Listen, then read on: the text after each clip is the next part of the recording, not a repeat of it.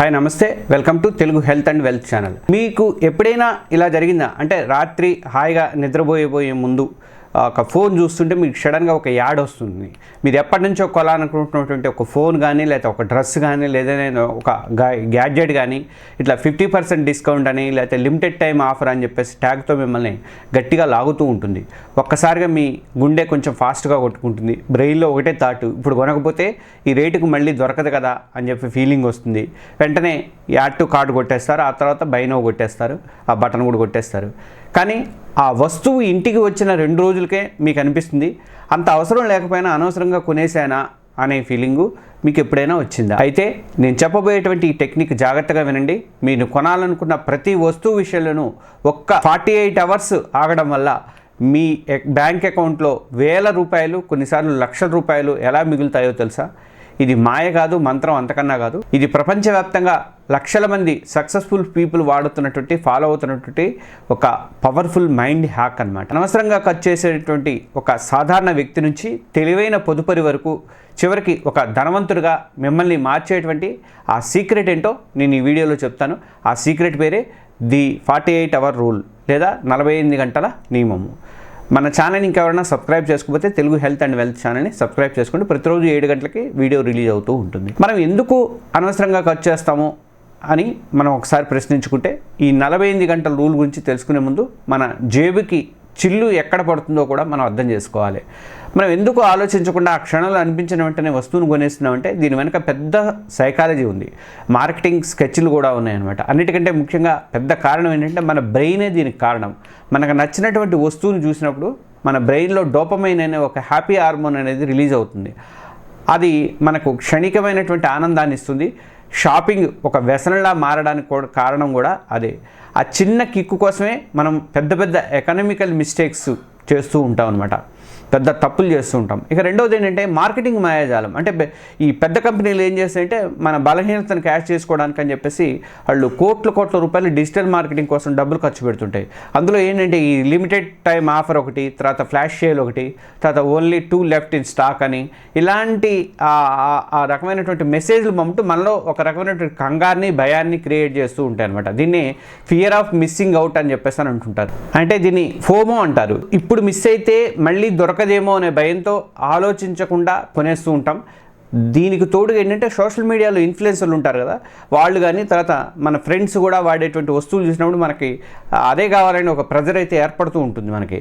ఇక మూడో కారణం ఏంటంటే ఎమోషనల్ స్పెండింగ్ అనమాట. అంటే మనలో చాలామంది ఏంటంటే స్ట్రెస్లో ఉన్నప్పుడు, లేదా బాధగా ఉన్నప్పుడు, లేదా బోర్ కొట్టినప్పుడు వెంటనే షాపింగ్ చేసేస్తుంటారు. దీన్ని సరదాగా రిటైల్ థెరపీ అని చెప్పేసి అంటుంటారు. ఆ టైంలో ఖర్చు చేస్తే మూడు అనేది తాత్కాలికంగా రిలీఫ్ పొందొచ్చు, కానీ దానివల్ల వచ్చే ఫైనాన్షియల్ స్ట్రెస్ మాత్రం మనల్ని చాలా ఇబ్బంది పెడుతూ ఉంటుంది. ఈ సమస్యలు, ఈ ప్రాబ్లమ్స్ అన్నిటికీ మూలం ఏంటంటే ఒక్కటే, ఆలోచించడానికి టైం అనేది మనం తీసుకోకపోవడమే. ఇక్కడే మన హీరో అనేటువంటి ఆ 48 అవర్ రూల్ సీన్లోకి ఎంటర్ అవుతూ ఉంటుంది. ఏంటి ఈ 48 అవర్ రూల్ అంటే, అసలు ఇది ఎలా పనిచేస్తుంది అంటే అదే చూద్దాం ఇప్పుడు. 48 గంటల రూల్ అనేది చాలా సింపుల్, పేరులోనే ఉంది. మీరు ఒక ఐటమ్ని, వస్తువుని, ముఖ్యంగా ఏదైనా కాస్ట్లీ ఉన్నదో లేదా అత్యవసరం కానిది కొనాలి అని అనుకుంటున్నాను అనుకోండి, అప్పుడు వెంటనే కొనకుండా ఆ నిర్ణయాన్ని తీసుకోవడానికి మీకు మీరే ఒక 48 అవర్స్ టైం అనేది పెట్టుకోండి. ఈ 2 రోజుల బ్రేక్ని కూలింగ్ ఆఫ్ పీరియడ్ అని కూడా అంటారు. అలాగే 2 రోజులు ఆగితే ఏంటి పెద్ద మార్పు వచ్చేస్తుంది అని చెప్పేసి మీరు అనుకోవచ్చు అనమాట. కానీ అసలు మ్యాజిక్ అంతా కూడా ఈ టైం గ్యాప్లోనే ఉంది. ఈ 48 అవర్స్ బ్రేక్ అనేది మీ నిర్ణయం నుంచి ఎమోషన్ని కూడా వేరు చేస్తూ ఉంటుంది. ఆ క్షణంలో కలిగేటువంటి ఆతృత కానీ, ఆనందం కానీ, భయం కానీ, ఇవన్నీ కూడా తాత్కాలికమైనవే. 48 అవర్స్ తర్వాత ఈ ఎమోషన్స్ అన్నీ నెమ్మదిగా కూడా చల్లారిపోయే ఛాన్సెస్ ఉంటాయి అనమాట. అప్పుడు మీరు ఆ వస్తువుని లాజికల్గా చూడగలుగుతారు. ఉదాహరణకు ఒక ఆన్లైన్లో ఒక ఖరీదైనటువంటి ఒక కాస్ట్లీ కొంచెం స్మార్ట్ వాచ్ చూశారండి, వెంటనే కొనాలని అనిపించింది. కానీ మీరు 48 అవర్ రూల్ పాటిస్తున్నారు. దాని ప్రకారం ఏంటంటే అది మీ కార్ట్లో యాడ్ చేసి సైలెంట్గా ఆ వెబ్సైట్ని మీరు క్లోజ్ చేయండి. ఆ రోజుకి మొదటి రోజు దాని గురించి ఆలోచిస్తారు. ఇక రెండో రోజు ఏంటంటే దానిపై ఉన్నటువంటి ఇంట్రెస్ట్ కొంచెం తగ్గుతుంది. 48 అవర్స్ గడిచేసరికి ఏంటంటే మీ బ్రెయిన్లో కొత్త ప్రశ్నలు అయితే మొదలవుతున్నట. అసలు ఈ వాచ్ నాకు నిజంగా అవసరమా? నా పాత వాచ్ బాగానే ఉంది కదా, ఈ డబ్బుతో ఒక మంచి ఆన్లైన్ కోర్సులో నేను చేరితే ఎట్లుంటుంది, లేకపోతే ఒక మ్యూచువల్ ఫండ్లో పెట్టొచ్చు కదా, ఇలాంటి మంచి మంచి ఆలోచనలు రావడానికి ఛాన్సెస్ అయితే ఉంటాయన్నమాట. చాలా సందర్భాల్లో ఏంటంటే ఆ 48 అవర్స్ రూల్ తర్వాత, ఆ 48 అవర్స్ తర్వాత మీరు ఆ వస్తువుని కొనాలన్న ఆలోచన అయితే చాలామంది మానుకుంటూ ఉన్నారన్నమాట. ఎందుకంటే ఆ కోరిక ఒక వాంట్ అంటే కోరిక మాత్రమే, కానీ నీడ్ అంటే అవసరం కాదు అని చెప్పేసి మీకు క్లియర్గా అప్పటికి అర్థమవుతుంది అనమాట. ఈ చిన్న బ్రేకు మీ డబ్బుని మీ జేబులోనే భద్రంగా ఉంచుతుంది. ఇక 48 అవర్ రూల్ని ఎలా ఆచరణలో పెట్టాలి అన్నది నేను స్టెప్ బై స్టెప్ చెప్తాను, ఒకసారి చూడండి. ఈ రూల్ని మీ లైఫ్లో ఒక హ్యాబిట్గా మార్చుకోవాలని మీరు అనుకుంటే కొన్ని సింపుల్ స్టెప్స్ చెప్తాను, అవి చూడండి. ఫస్ట్ స్టెప్ ఏంటంటే గుర్తించి ఆగండి, అంటే ఎకనాలజీ అండ్ పాజ్ అనమాట. అంటే ఏదైనా ఒక వస్తువు కొనాలని చెప్పేసి మీకు ఒక బలమైన కోరిక కలిగినప్పుడు ముందు దాన్ని గమనించండి, అసలు వాచ్ చేయండి దాన్ని. ఓకే, ఇది నాకు కొనాలని ఉంది అని మీకు మీరు చెప్పుకోండి అంతే, కానీ వెంటనే యాక్షన్ తీసుకోవద్దు. మీకు మీరే స్ట్రాంగ్గా ఇలా చెప్పండి, నేను దీని గురించి ఒక 48 అవర్స్ ఆలోచిస్తాను, ఆ తర్వాత ఆ వస్తువును కొంటానని చెప్పేసి ఒక నిర్ణయంకి అయితే రాండి. అప్పటి వరకు ఆ వస్తువుని ఏం చేస్తారంటే విష్ లిస్ట్లో యాడ్ చేసుకోండి, తర్వాత స్క్రీన్ షాట్ తీసి పక్కన పెట్టేయండి అంతే. కొనొద్దు, ఆ రోజు కొనొద్దు, ఆ టైంకి కొనొద్దు మీరు. తర్వాత రెండో స్టెప్ ఏంటంటే సరైనటువంటి ప్రశ్నలు వేసుకోండి, ఆస్క్ ద రైట్ క్వశ్చన్స్. మిమ్మల్ని మీరు కొన్ని ప్రశ్నలు వేసుకోండి. ఈ 48 అవర్స్ గ్యాప్లో మీ అంతరాత్మలో ఒక చిన్న మీటింగ్ పెట్టుకోండి, వీలైతే ఒక పెన్ను పేపర్ తీసుకొని రాసుకోండి. ఇది లేకపోతే నా లైఫ్ ఆగిపోతుందా, ఇది నాకు నిజంగా అర్జెంటుగా కావాల్సిందేనా, ఇలాంటిదే లేదా దీనికి బదులుగా వాడటానికి నా దగ్గర ఇంకేమైనా ఆప్షన్స్ ఉన్నాయా, ఇంకోటి ఇది కొనడానికి నా బడ్జెట్లో అసలు డబ్బులు ఉన్నాయా, లేక క్రెడిట్ కార్డు వాడాల్సిందేనా, ఈ డబ్బుతో ఇంతకంటే బెటర్ పని ఇంకేదైనా చేయొచ్చా అన్నది ఆలోచించుకోండి. అంటే ఉదాహరణకి ఏదైనా పాత అప్పు తీర్చేయడం, లేదా ఇన్వెస్ట్ చేయడం, లేదా హెల్త్ ఇన్సూరెన్స్ తీసుకోవడం, లేదా ఇంకోటో అట్లా. అంటే ఒక నెల తర్వాత కూడా ఈ వస్తువు మీద నాకు ఇదే ఇంట్రెస్ట్ ఉంటుందా, ఈ ప్రశ్నలన్నీ కూడా మీరు నిజాయితీగా మీ అంతటా మీరు ప్రశ్నించుకొని మీరు వాటికి ఆన్సర్స్ ఇవ్వండి. 90% మీకు మీదైతే ఒక క్లారిటీ అనేది వచ్చేస్తుంది అనమాట.